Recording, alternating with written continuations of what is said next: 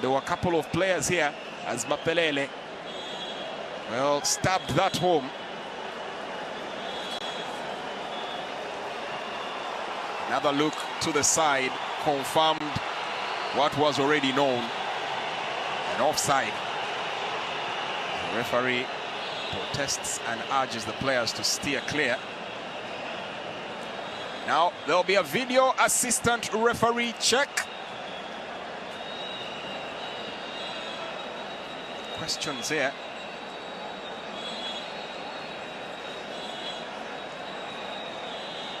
Just another look at that sequence. Joe Motakuba caught flapping.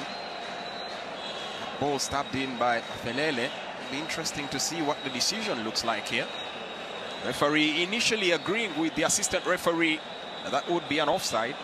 From one of the replays, it did look like one. There's a lengthy check here from the video assistant referee. There will be two nations right now at a complete standstill from all the various fan parks in South Africa, in Durban, Pretoria, Johannesburg, and the sort. While here in Kampala, the rugby clubs that have been turned into fan parks, Chadondo Rugby Club, the Kings Park Arena, all watching with bated breath. The millions watching from the comfort of their living rooms, and world over. Huge debate.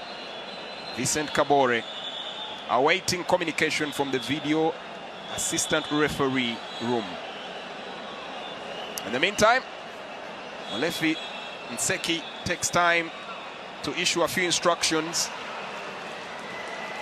And the decision is made by the video assistant referee. South Africa have managed to land the equalizing blow, and it's back to square one.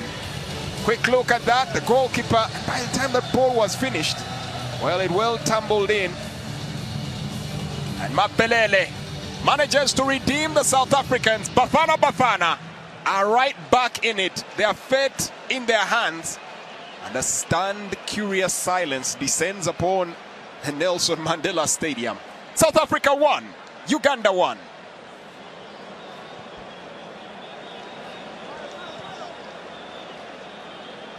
There'll be a little bit of urgency needed here for South Africa. Managed to get themselves back into the game. Now, can they take the full advantage?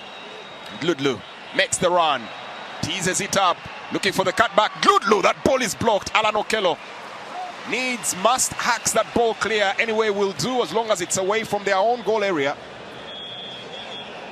And as it stands, the Cranes are back to 7 points. Algeria in second position with 6. South Africa also with 6. And it's the goal difference that separates the two, given that they played out to a 1-1 draw. Well, there's a player on the ground. Seems to be quite a bit of discomfort. One of the Cranes defenders, that should be the captain, if I'm not mistaken, Roger Storach, had that ball straight to his midriff. Must have left him a little winded there. Maybe just a moment to catch a bit of his breath as Molebi Kwaso intently studies the current scenario. That's just how interesting the game of football can be. One moment sky high, exhilarated with ecstasy. The next moment brought crashing back to the ground, and reality reminding you that it could all be taken away in a blink of an eye. Another look here at that sequence, and well, we do get a proper look at the lines drawn in there. Rightly so by VAR, the lines had to be drawn in, so that goal gets to stand 1-1. Moment of discussion there between Africa as well as the Ugandans as they waited for the decision to be made by the video assistant referee.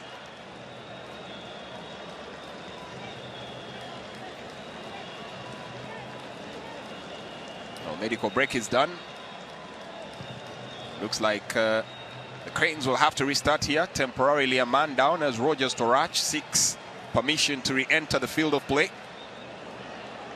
Regan Mpande holding on to the ball. Regan Mpande. Habatachai forced into a clearance, and that's One that is hasty and a chance in the box area. Rifles the ball into the back of the net, and the South Africans have turned it around. Tabiso Kutumela stabs home while the Cranes were in complete disarray. Well, his reputation should have been enough to warn the Cranes that he is a very, very tricky customer to deal with. There were 6s and 7s. That defense had gone to sleep, and the Bafana bouncing in and pouncing on the opportunity. Molefi celebrating, Molevi Kwaso instructing. That's the presence of mind. That's the sense of skill. That's a predatory instinct. Kutumela, one touch, one shot to the back of the net. And the Bafana have turned the tables around here at the Nelson Mandela Stadium.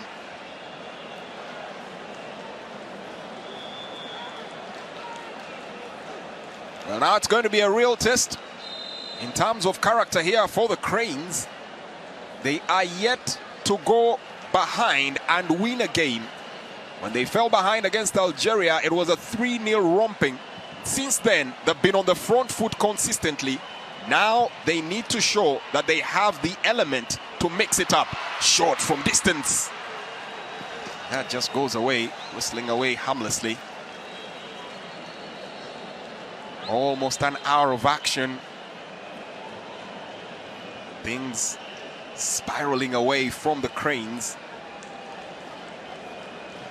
A glance at the table standings means South Africa are now in pole position. They would have 8 points. Algeria still have the 6. Uganda also have 6. But the head-to-head has Algeria having trounced the Cranes by 3-0. That would mean South Africa and Algeria would qualify from this group. Habatachai dispossessed by Neo Maema. The Bafana streaking in, looking to lay another blow, and a big shot from distance by Ndabi Thethwa Ndludlu. That ball just goes flying over the top of the goal area, just goes away. Alan Okello, as the Cranes look to restart quick. This clumsy pass from Okello. 61.9% possession here from Bafana. 38.1 for the Cranes, and they're on the ball. Okello, through pass to Jude Semugabi, just forces the issue, stays on his feet. Semugabi needs a bit of support, slow at coming, tries to retain possession. Battles here against 3 players, ultimately left to his own devices, and still manages to earn a throw here for the Cranes.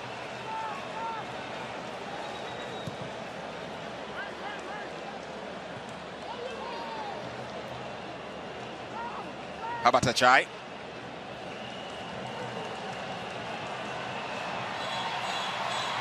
Nice nutmeg. That is Jonah Patrick Akande goes to the ground. The Cranes trying to whip up some moments, trying to inspire themselves, rouse themselves to the occasion. Attempt to deliver a befitting response here to South Africa's stunners. 2 in quick succession, 2 goals in rapid succession. The Cranes have been left sprawling as Jude Semugabi gets a header.